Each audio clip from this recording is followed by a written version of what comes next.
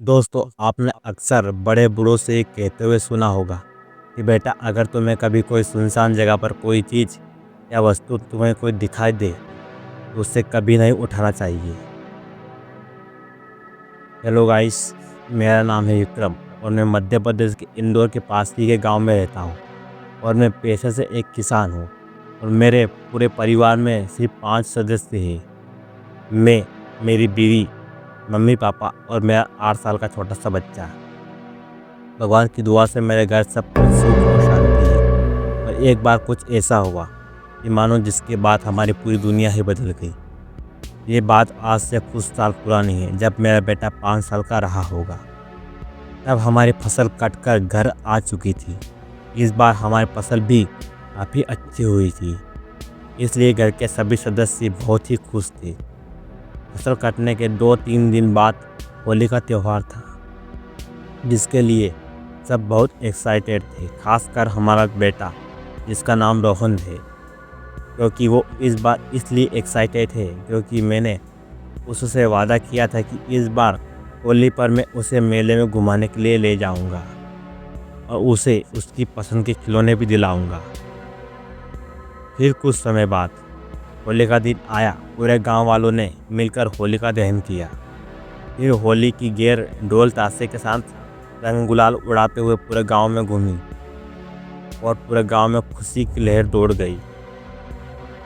ऐसे ही होली खेलते खेलते हमें पता ही नहीं चला कि कब दोपहर के 2 बज गए। अब होली खेलने वाले थोड़े बहुत कम हो गए थे। मैं और मेरा बेटा रोहन दोपहर के बाद नहा धोकर तैयार होकर सीधे मेले घूमने के लिए निकल पड़े। मेला हमारे गांव से यहीं कहीं 25 से 30 किलोमीटर दूर था। रास्ते में 1-2 गांव पड़ते थे, बस बाकी का रास्ता सुनसान इलाके में था। हम ठीक 4 बजे मेले में पहुंचे। वहाँ पर हमने बहुत सारी मस्ती की, झूले में भी झूले और बहुत सारी मिठाइयाँ पकवान खाए और साथ में वो नज़ारा देखा जिसमें लोग अपनी मांगों के अनुसार जलती हुई आग में नंगे पैर इस पार से उस पार निकलते हैं। मेरा बेटा आज बहुत ही खुश था। ये सब देखने के बाद हमने खिलौने भी खरीदे, जैसा कि मैंने रोहन से वादा किया था कि मैं उसके मन मुताबिक खिलौने दिलाऊंगा। और खिलौने के बैग भरकर हम शाम ठीक 7 बजे वहाँ से निकले। मेरा बेटा रोहन मेरा देखकर बहुत खुश था। ऐसे ही हम उसी रास्ते से घर की ओर जा रहे थे। जैसे कि मैंने पहले भी बताया है कि मैं 2-3 दिन गांव है और उनके बीच में एकदम सुनसान है और वीरान रास्ता है, जहाँ पर दूर दूर तक घना जंगल था और घरों का तो नामो निशान ही नहीं था। और आदमी, वो भी रात के टाइम, भूल ही जाओ। उसी रास्ते में एक झाड़ियों के बीच में एक पुलिया आती है। उस पुलिया पर जैसे ही हमारी गाड़ी चढ़ती है तो हमारी गाड़ी अचानक से सुनसान इलाका में पुलिया के बीचों बीच बंद हो गई। अब मैं गाड़ी को साइड में लगाकर चेक करने लगा। तभी मेरा बेटा बोला कि पापा, मुझे सुसु आई है। मैंने कहा, जा बेटा, आगे जाकर कर ले। तो वहाँ उस जगह सुसु करने चला गया। सुसु करते करते उसकी नज़र एक खिलौने पर पड़ी। वैसे भी उसे खिलौनों का बहुत ही शौक था, जैसे कि हम सबको बचपन में होता ही है। और वो खिलौना एक बंदर था। वो जो आता है ना, जहाज बजाने वाला बंदर, बिल्कुल वैसा ही। तो उसने चुपके से उस बंदर को, मैंने बंदर वाले खिलौने को बैग में रख दिया। और तभी फिर अचानक गाड़ी भी स्टार्ट हो गई। मुझे कुछ समझ नहीं आया था और मैं सोचने लगा, यार, मैं बस अभी प्रॉब्लम देख ही रहा था कि गाड़ी अचानक स्टार्ट कैसे हो गई। मैंने कहा, कोई नहीं, जो होता है अच्छे के लिए होता है। तो हम सीधे रात 10 बजे घर पहुंच गए। हमने खाना वाना खाया और सो गए। 1-2 दिन तक सब कुछ ठीक रहा। मेरा बेटा खिलौने के साथ खेलता और मज़े करता। फिर धीरे धीरे रोहन के व्यवहार में बदलाव आने लगा। वो चिड़चिड़ा हो गया, हमारी कौन सी भी बात नहीं सुनता। इसके चलते हमारे घर में रोज़ लड़ाइयाँ होती। और सबसे अजीब बात ये थी कि रोहन उन खिलौनों को छोड़कर, जो वो मेले से बड़े शौक से लाया था, उन्हें छोड़कर उसी बंदर से खेलता। फिर एक दिन मेरी नज़र उस खिलौने बंदर पर पड़ी।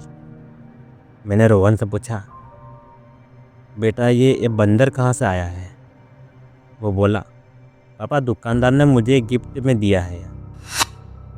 मैंने उस वक्त ध्यान नहीं दिया। फिर धीरे धीरे घर का हालात और बिगड़ते गए, क्योंकि हमारे घर में जब से हम मेले से आए थे तभी से एक खामोशी छाई रहती थी। ऐसा लगता था जैसे कोई हम पर नज़र रख रहा हो।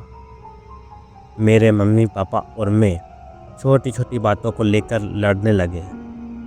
क्लेश मच गया।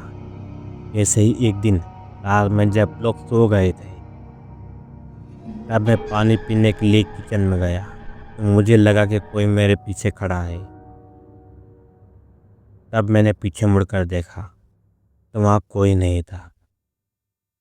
तभी मैं पानी लेने के लिए वापस मुड़ा तो अचानक वो खिलौना बंदर मेरे सामने आ गया, पर इस बार वो थोड़ा सा डरावना लग रहा था। उसके दांत पूरी तरह से खून से सने हुए थे। वो सबसे अजीब बात यहाँ थी कि वो खिलौना अपने आप ही बजने लगा और उसके अंदर से एक भयानक हंसी गूंजने लगी। तो मैं डर के मारे कमरे से चला गया। जैसे तैसे वो रात निकल गई और अगली सुबह मैं अपने बेटे से पूछा कि क्या तुमने एक खिलौना किचन में भूल गए थे क्या? वो बोला, नहीं पापा, ये तो मेरे कमरे में ही था। मुझे लगा कि शायद ये मेरा वहम होगा, तो मैंने उस वक्त जाने दिया।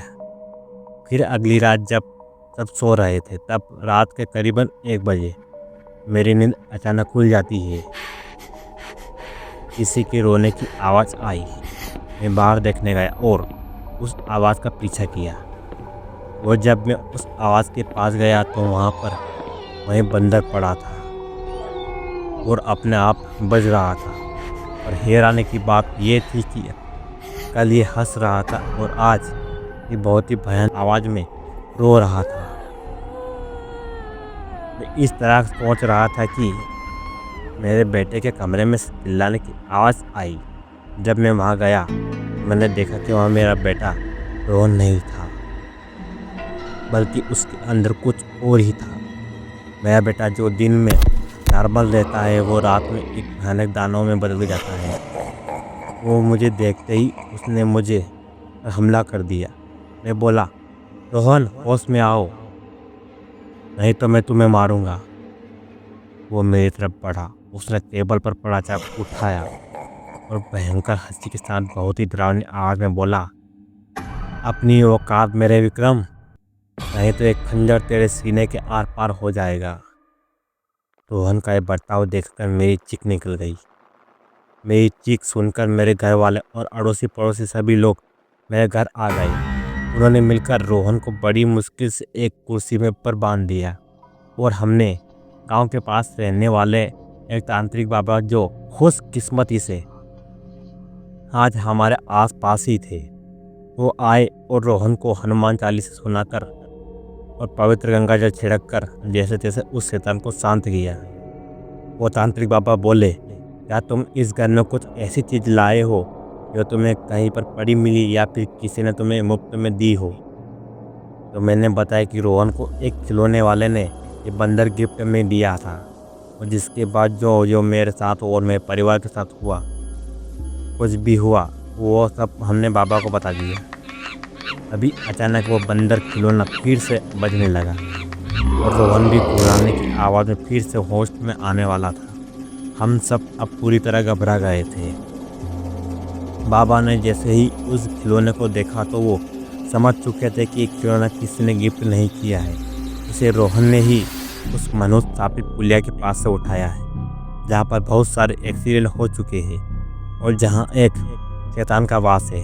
तो बाबा ने हमें सब कुछ बता दिया और हालात फिर से बेकाबू हो उससे पहले ही उस स्थापित बंदर को हनुमान जी की मूर्ति और हनुमान चालीसा के साथ एक बक्से में बंद करके हनुमान जी के मंदिर में रात भर के लिए रख दिया। और रात भर हम सब ने मिलकर हनुमान चालीसा का पाठ किया। रात में रोहन भी उस शैतान का चंगुल से आज़ाद हो गया और अगली सुबह तांत्रिक बाबा ने उस खिलौने को कहीं दूर गांव के कुछ लोगों के साथ मिलकर एक बहुत बड़े गड्ढे में गाड़ दिया। और अब मेरा बेटा रोहन उस शैतान के चंगुल से पूरी तरह मुक्त हो चुका था। यह समय मेरे पूरे परिवार के लिए बहुत ही भयानक था। इसके बारे में आज अगर मैं सोचता हूँ तो मेरे रोंगटे खड़े हो जाते हैं। भगवान की दुआ से अब सब कुछ पहले जैसा हो गया है। और उस घटना के बाद मैंने कभी भी रात को 9 बजे के बाद कहीं सफ़र नहीं किया। तो दोस्तों, ये थी विक्रम और उसके परिवार के साथ घटी एक भूतिया घटना। आपको कैसी लगी कमेंट में ज़रूर बताएं। साथ ही अगर आपके साथ भी कोई ऐसी भूतिया घटना घटी हो तो हमें कमेंट में ज़रूर बताइएगा। हो सकता है अगली कहानी आपकी हो। अगर वीडियो पसंद आया हो तो वीडियो को लाइक करें और हमारे चैनल पर नए आए हो तो चैनल को सब्सक्राइब करें और साथ में बेल आइकन जरूर दबाएं जिससे कोई भी वीडियो मिस ना हो। हम मिलते हैं किसी और भूतिया कहानी के साथ। तब तक के लिए goodbye. Thanks for watching.